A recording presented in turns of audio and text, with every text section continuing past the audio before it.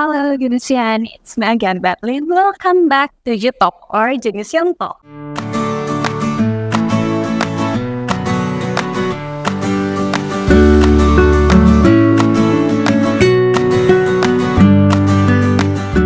Genesian pernah dengar gak sih Stoicism? Yup, aliran filsafat dari Yunan. Stoikisme atau Stoicism itu berasal dari kata stoikos yang berarti stoa ataupun serambi.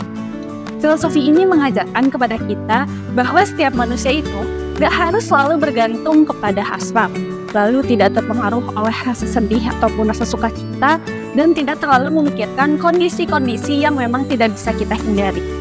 Di filosofi ini juga memberitahu kepada kita semua bahwa kebajikan adalah sebuah kebahagiaan, dan nilai yang ada di kehidupan ini adalah sebuah perilaku, bukan hanya sekedar kata-kata.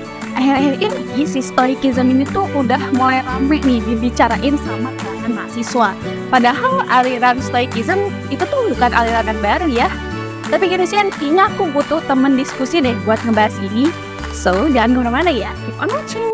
Oke Genesian, kali ini aku udah bareng sama Olivia nih, yang bakal nemenin aku diskusi tentang Stoicism di episode ini. Halo.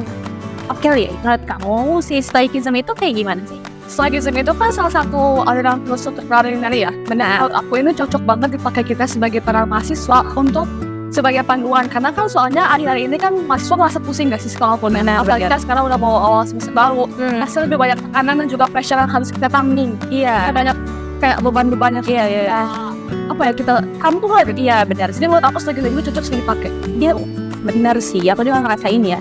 Tapi memang secara sederhana si filosofi Stoicism ini tuh mengajarkan kepada kita untuk menjalani hidup itu secara lebih sederhana, lebih sehat, atau bahagia juga gitu dan karena kan kita sebagai manusia ya cuman bisa mengontrol hal-hal yang memang bisa kita kontrol aja tuh, kayak kita, pikiran kita.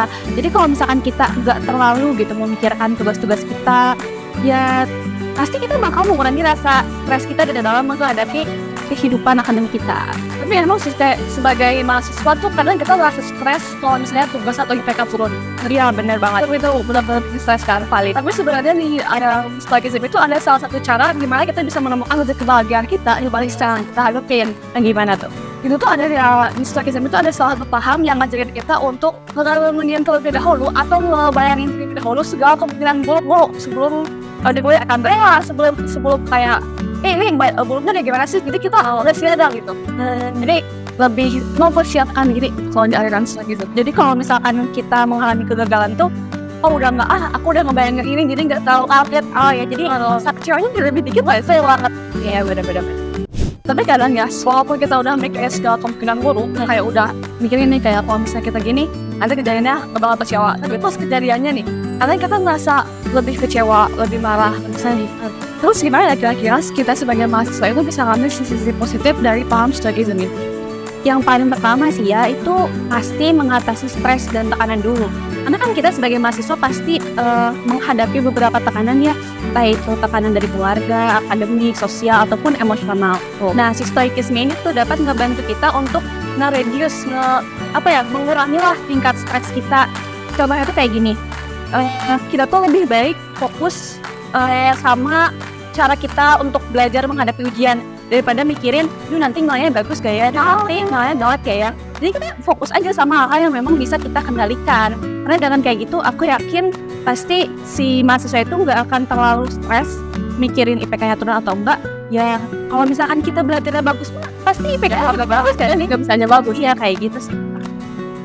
Setelah itu baru ngomongin tentang ketahanan mental gak sih? Soalnya Stoicism itu kan ngekanin kita untuk gimana mengendalikan reaksi emosional kita terhadap hal-hal yang gak bisa kita kendaliin. Betul. Dan menurut aku ini ngebantu mahasiswa banget untuk gak terjebak di siklus emosi negatif mereka. Dan mereka bisa menghadapi tantangan akademik dan juga hidup dengan lebih. Betul, bener sih. Itu bener banget. Dan menurut aku ya, si Stoicism ini tuh mengajarkan kita untuk betapa pentingnya kita menghargai sebuah proses. Jadi kita tuh harus fokus pada proses daripada hasil akhir.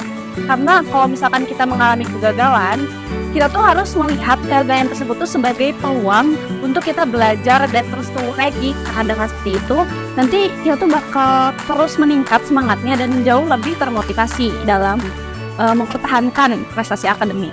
Terus juga udah banyak buktinya kok bahwa banyak fisioterapi yang menggunakan si stoicism ini untuk para pasien depresi. Oh ternyata setelah kita diskusi, setelah kita membahas tentang stoicism ini, pikir-pikir gak sesusah itu gak sih? Iya benar, asalkan kita dulu sih mau nyari tahu dan mempelajari suatu hal dulu atau enggak.